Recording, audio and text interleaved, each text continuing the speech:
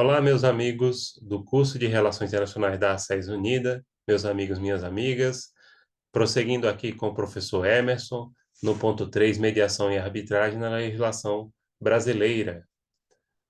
Bem, por sua vez, o artigo 4º, parágrafo 2º da Lei de Arbitragem, da famosa Lei Marco Maciel, regulamenta que nos contratos de adesão, a cláusula compromissória só terá eficácia se o agente tomar a iniciativa de instituir a arbitragem ou concordar expressamente com a sua instituição, desde que, por escrito, né, em documento anexo ou em negrito com assinatura ou visto, especialmente para esta cláusula.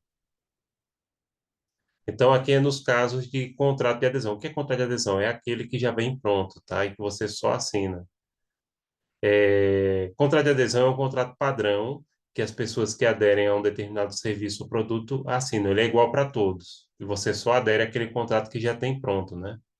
Como, por exemplo, contratos bancários, contratos de financiamento. Então, nesse caso aqui, precisa que a cláusula seja assinada separadamente. Além de assinar o contrato, tem que assinar ela especificamente. Lembrando que o contrato de adesão, ele é interpretado, em caso de dúvida, a favor da parte que está aderindo, principalmente quando é uma parte hipossuficiente como consumidor. O artigo 5º da Lei de Arbitragem determina que, reportando-se as partes na cláusula compromissória as regras de algum órgão arbitral institucional ou entidade especializada, a arbitragem será instituída e processada de acordo com tais regras, podendo igualmente as partes estabelecer na própria cláusula ou em outro documento a forma convencionada para a instituição da arbitragem. Aqui é quando a arbitragem ela é feita por instituições especializadas. E, nesse sentido, a princípio fica valendo, como foi explicado aqui, as disposições daquele órgão, aquela Câmara de Arbitragem e Mediação, por exemplo, a ICC tem um em São Paulo, a principal em Paris, né?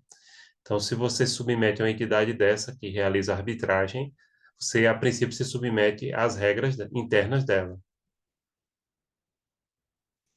Bem, o artigo 6º da norma indicada especifica que, não havendo acordo prévio sobre a forma de instituir a arbitragem, a parte interessada manifestará à outra parte sua intenção de dar início à arbitragem por via postal ou por outro meio qualquer de comunicação, mediante comprovação do recebimento, convocando-a para, em dia, hora, local certos, firmar o compromisso arbitral. Aqui é como é feito o convite. Reparem que é bem amplo, né?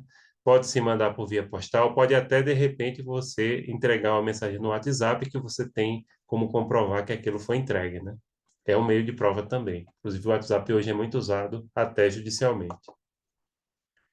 Ao seu turno, o parágrafo único do último artigo citado regulamenta que, não comparecendo a parte convocada, ou comparecendo recusar-se a firmar o compromisso arbitral, poderá a outra parte propor a demanda de que trata o artigo 7º dessa lei perante o órgão do Poder Judiciário, a que originalmente tocaria o julgamento da causa, né? Então, se não quis celebrar, lembrando, a arbitragem não pode ser obrigada, pessoal. As partes devem querer, e se não quiser, vai para o Poder Judiciário. O próximo artigo da Lei de Arbitragem, o 7º, determina que, existindo cláusula compromissória e havendo resistência quanto à instituição da arbitragem, poderá a parte interessada requerer a citação da outra parte para comparecer em juízo, a fim de lavrar-se o compromisso, designando o juiz audiência especial para tal fim. Nesse caso aqui, já tem a cláusula compromissória de arbitragem.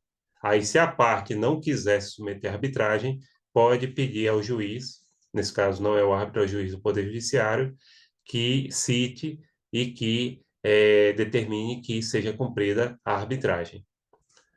O artigo 8º da Lei de Arbitragem define que a cláusula compromissória é autônoma em relação ao contrato que estiver incerta, de tal sorte que a nulidade desta não implica necessariamente a nulidade da cláusula compromissória.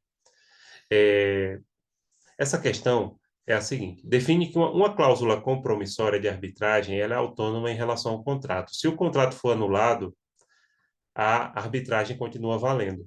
É isso que está especificando. Uma nulidade do contrato não gera nulidade da cláusula de arbitragem, da cláusula compromissória.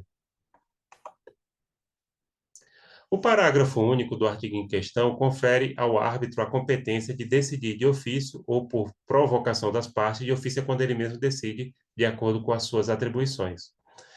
As questões acerca da existência, validade e eficácia da convenção de arbitragem e do contrato que contenha a cláusula compromissória. Então, o próprio árbitro pode avaliar a legalidade da cláusula que define a arbitragem. No artigo 9º da lei analisada, se define compromisso arbitral como a convenção através da qual as partes submetem, meu Deus, um litígio à arbitragem de uma ou mais pessoas, podendo ser judicial ou extrajudicial. Reparem que aqui já tem um litígio, ou seja, já tem um caso,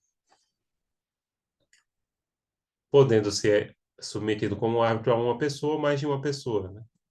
Lembrando que sempre tem que ser o número de árbitros ímpar. Ou seja, pode ir 1, 3, 5. Não pode 2, para não dar empate.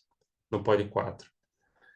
O artigo 9º, parágrafo 1º, esclarece que o compromisso arbitral judicial celebrar-se-á por termo nos autos perante o juiz ou tribunal onde tem o curso da demanda.